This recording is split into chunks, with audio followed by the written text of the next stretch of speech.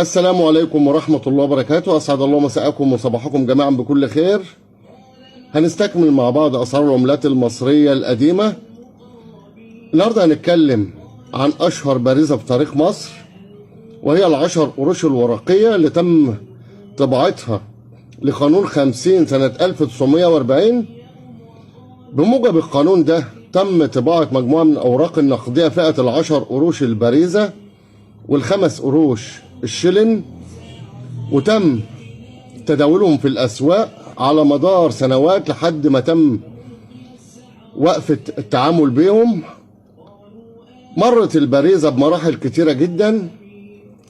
مرحلة الدولة المصرية وهي الفترة الجمهورية، مرحلة جمهورية مصر ودي مش موجودة معايا لكنها مطلوبة، مرحلة الجمهورية العربية المتحدة سنة الوحدة بين مصر وسوريا اللي كانت بتتداول في مصر وفي سوريا في نفس الوقت، ومرحلة جمهورية مصر العربية اللي موجودة مع معظم الناس وبتتباع بالباكو.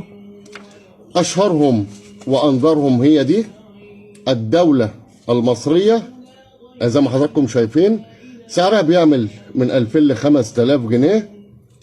الجمهورية العربية المتحدة من 100 ل 150 ل 200 جنيه لو زيرو. جمهورية مصر العربية مش مطلوبة بتتباع بالباكو. وفي جمهورية مصر فقط ودي سعرها بيوصل لحد 3000 جنيه لو بحالة الأنصر. معظم الناس بتبعت الشلن والبارزة ويقول إن هي تم إصدارها سنة 1940.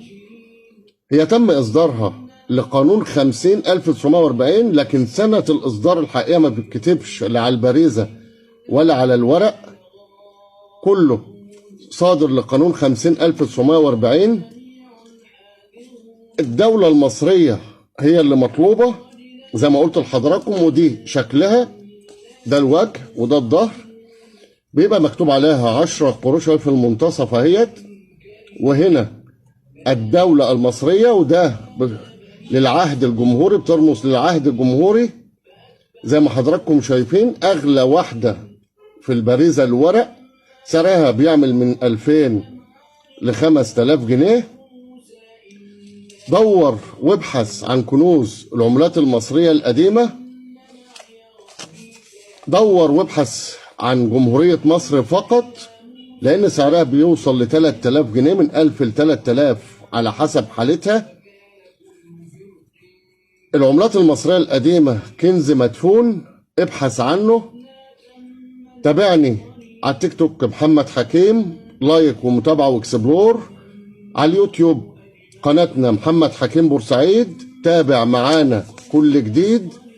واشكر حضراتكم واشوفكم على خير، وكل سنة وانتم طيبين بمناسبة أعياد شم النسيم، والسلام عليكم ورحمة الله وبركاته.